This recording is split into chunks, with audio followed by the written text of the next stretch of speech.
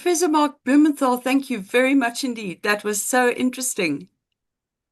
Thank you. I'll put it back side by side for you so that, let's see. Yes. Okay.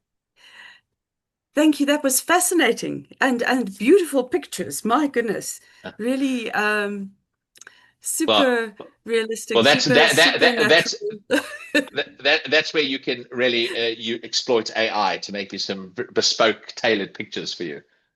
I just this one here is Oh, an there's the example. difference. I just told the computer to make me something to do with Transformers in the style of the artist Magritte, and this is what it produced. Wonderful. Surrealism on demand. Yeah, exactly. Yeah, Um, yeah. but they really gave expressive expression to what you were trying to convey to us.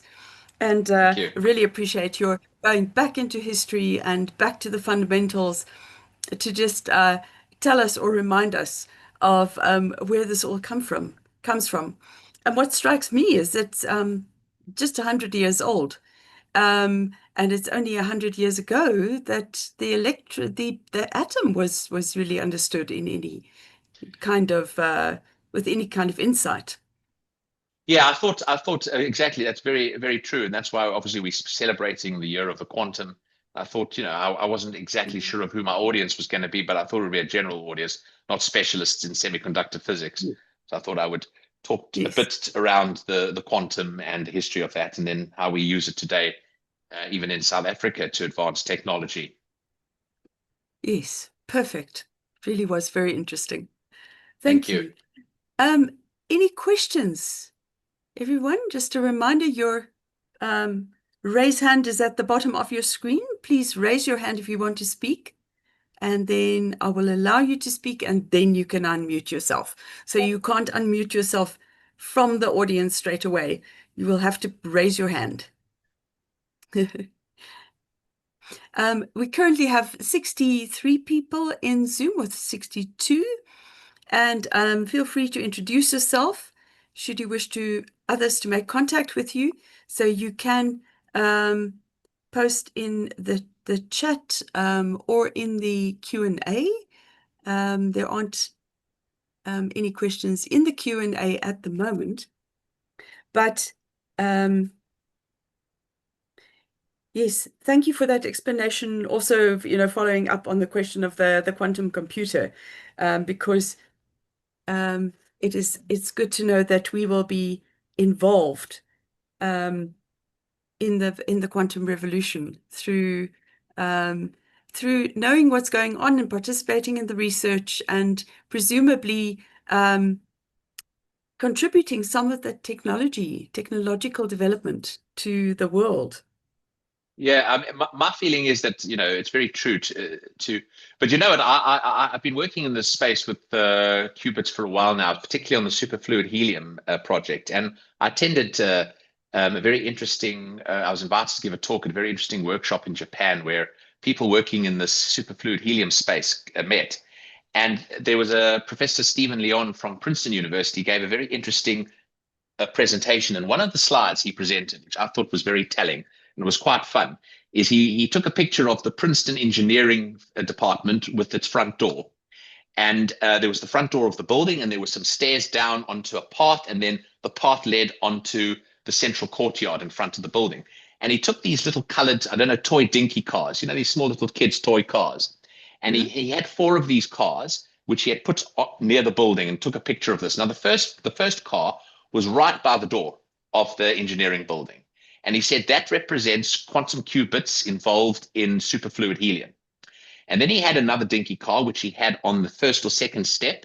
And he said that represents qubits that are being developed with atoms, Pauli traps. And then he had a third dinky car, which was further down the pathway. And that represented a semiconductor quantum qubits. And then in the courtyard, reasonable distance from the building, he had superconductor qubits. And he said, obviously, it looks as if the superconductor qubit is way ahead of the superfluid helium qubit, which it hasn't even left the building. But he says the question we've got to be asking is, what's the destination? And the destination was not actually the courtyard. Princeton is on the east coast of America, and his claim was the destination for a fully functioning quantum computer is the west coast. So just because you've got this little car that's left the engineering building, there is so much work still to go in terms of getting a quantum computer to work that actually everyone can participate in some way. And I think the quantum computer will come with thousands, if not hundreds of thousands of qubits.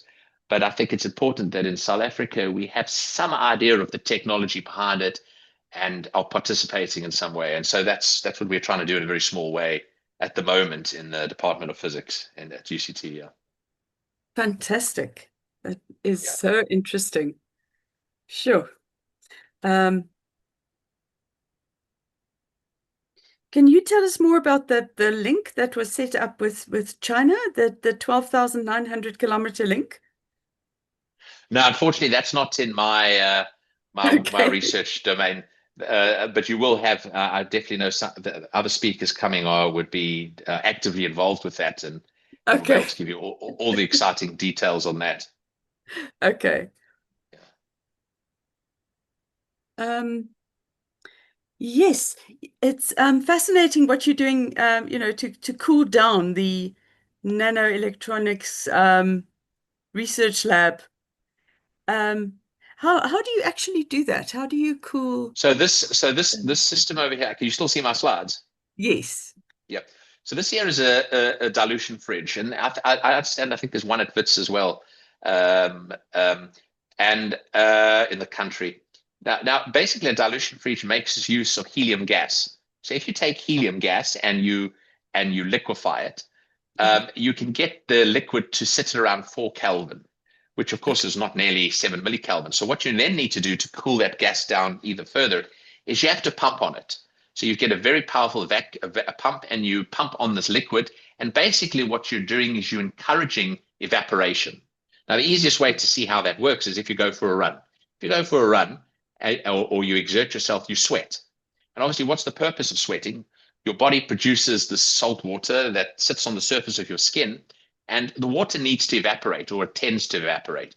But in order for water to evaporate, as we all know, it needs to change phase. It needs to go from a liquid to a gas. And to change Mhm. phase, you need energy. As you know, when you boil kettle or you boil water, you need to put energy into the water to get it up that you can produce steam. So when you sweat, the change of phase from the liquid on your skin to a gas when it evaporates pulls energy from your body. And so your body is able to cool down. And we kind of do the exact same thing with this liquid helium. When you have it at 4 Kelvin already by using something known as a pulse tube, you can get it to 4 Kelvin, but then we pump on it with big, powerful pumps. And that allows this liquid helium-4 to cool all the way down to 2 or even 1.2 Kelvin. Then what we do is we make use of something called helium-3. So if you take helium-4, which is just like the gas you put in a party balloon and makes your voice go funny, that's got 2 neutrons and 2 protons. But if you take helium-3, it's got a neutron missing. It's just got 2 protons and 1 neutron.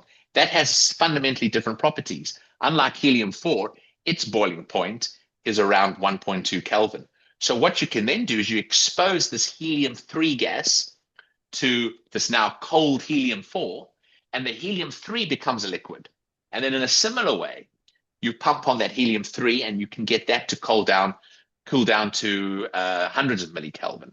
And then there's another thing known as the dilution mixture, where you mix the helium-3 and helium-4 when they're at those cold temperatures, and you can actually cool it down even further. So it's a combination of evaporative cooling and change of phase in helium-3 and helium-4 gas that allows you to cool things so cold down to 7 millikelvin. And this is what the inside of the fridge looks like. It's got very complicated heat exchangers which are hooked up to pumps. And this bottom plate over here, which is quite big, it's about 80 centimeters in diameter. That is where you can attach your experiment. And this whole plate here sits at 7 millikelvin. Right, right. Yeah. Very interesting.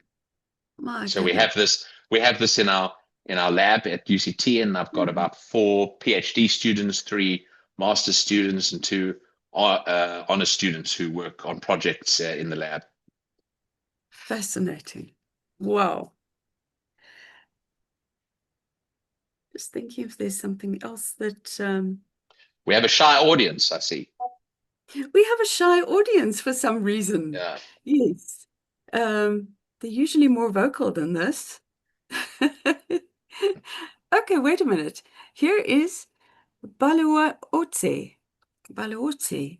Greetings. I am Brown Balaotse Kenalepe, a third-year mechanical engineering student. One of the slides showed a heat exchanger. So can electron pumps be used hand in hand with heat exchangers? Okay, so he's asking about this heat exchanger over here, which I'm pointing to on the uh, on the fridge. So that's completely different. This is a heat exchanger that allows the warm gas that comes through into the fridge to be cooled by the colder gas that's being pumped away. And that's how you have this. You see, the problem with the dilution fridge is that helium-3 is very, very, very expensive. So if you think the price of petrol or milk is high, helium-3 costs around 3,000 euros a liter. Okay. And this fridge requires 50 liters of helium-3 gas. So 150,000 euros of helium-3. So obviously we have to recycle it. We can't just pump it out into the air. So you've got to recycle the gas. So when you pump it away, you evaporate it, it goes up, it gets warmer, and then it comes back into the fridge and it goes via the heat exchangers where it gets cooled again. And so it exchanges. The electron pumps that we operate, they're sitting at the bottom of the fridge and are completely decoupled from the mechanism of the fridge. But the question is excellent because there are ways of actually, and so another project that we're actually looking at starting up in the new quantum revolution, and we've approached the South African Quantum Initiative for potential funding on this as a node, is we're looking at something known as quantum batteries. And this really exploits, we've got a very active group in the mathematical engineering department at UCT, and we're supporting them in physics to have a look at using excess heat energy in pumps, as well as a superposition of energy levels associated with the quantum nature of particles to store energy. And heat exchangers do form part of that, but really at the nano level. This heat exchanger here is definitely mechanical and macroscopic. Yeah.